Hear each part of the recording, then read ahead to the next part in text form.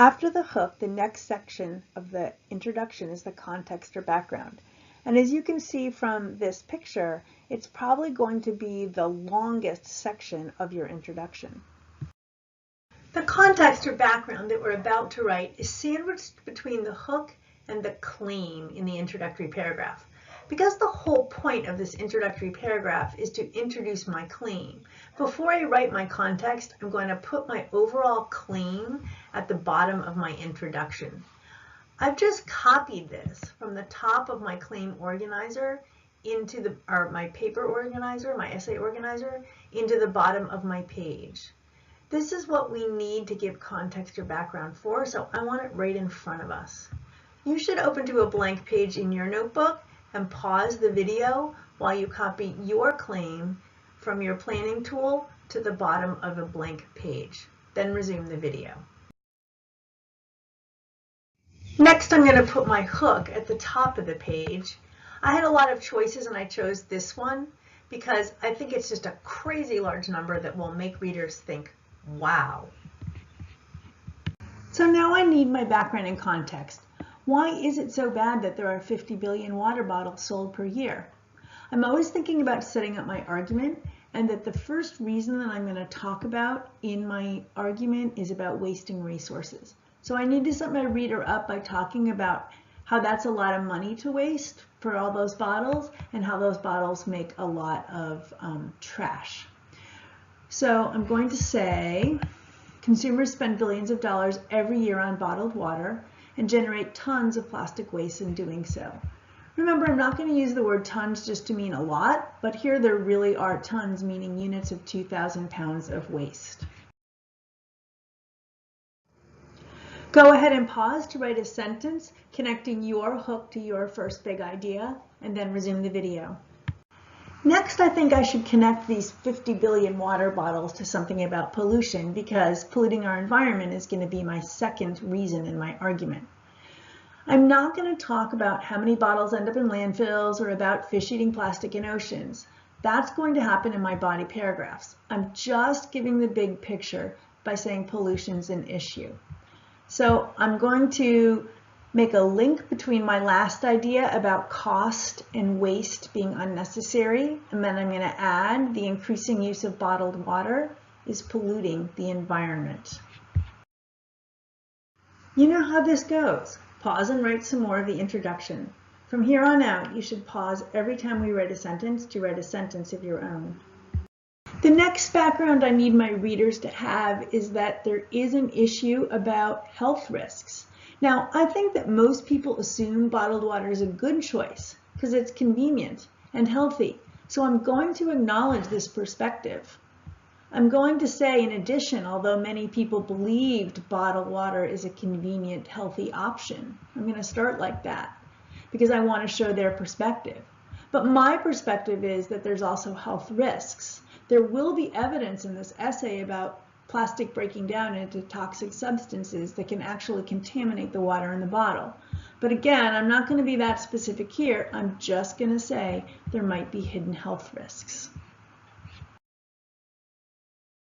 At this point, you should pause the video until you've given background on all the reasons you intend to cover in your argument. Then go ahead and resume. So far I've laid out some of the background about why 50 billion bottles is problematic, and I've tracked it with the very reasons that I'm going to discuss in my essay. I've talked about waste, I've talked about waste of money, I've talked about pollution, and I've talked about health problems in a big picture terms. But now I also need my reader to understand that there is a debate going on right now about what to do about this, and that other places have actually banned plastic water bottles. Because I'm talking about a ban here in Seattle, and I want you to know I'm not getting this out of the blue. This is really a thing other places have already dealt with. So I'm going to say, because of these problems, the ones that I just listed, several cities in the US government have already experimented with banning the sale of bottled water. I use the word experimented because some of them have tried it and given it up. Others are still trying it. So there's not a final verdict or a list. Again, I'm not mentioning specific places. I'm being very big picture. Okay, go ahead and pause again and write a sentence about what the debate is, what other people are doing, why there's an issue in our country right now about your topic. If you're writing about pennies, you might remember that the article said that several other countries, including Canada, have done away with their lowest denomination coins. And you might mention that as a reason that we would consider doing that as well. I think I'm done with my background section. I've given the reader a little background. I've named the big problems. I've acknowledged the other side's perspective, that some people consider bottles healthy and convenient. And I've explained the debate that's been going on about the situation, whether to ban or not.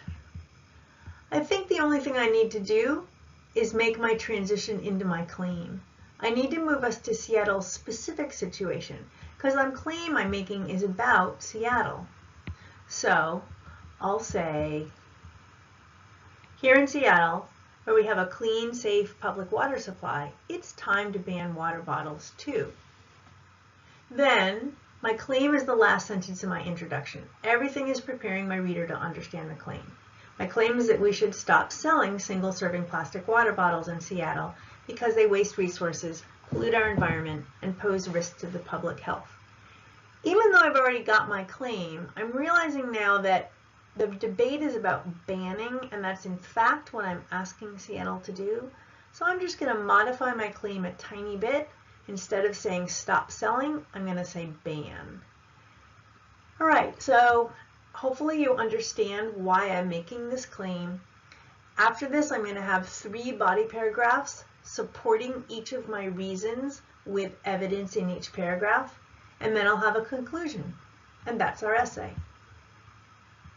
Please remember that while your introduction is a roadmap for the rest of your essay, you shouldn't explicitly announce or specifically announce what and how you will be arguing. You're not going to say, I'm going to prove to you that, or in this essay you will read about. You don't use the word I at all. We assume that this whole essay is your thinking. You don't need to tell us that. This type of setup doesn't add any pertinent information and only serves as filler. So leave these little phrases out and you'll have a great introduction.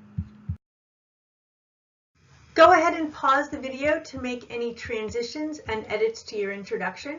You should have a completed introduction in your notebook by the end of the period.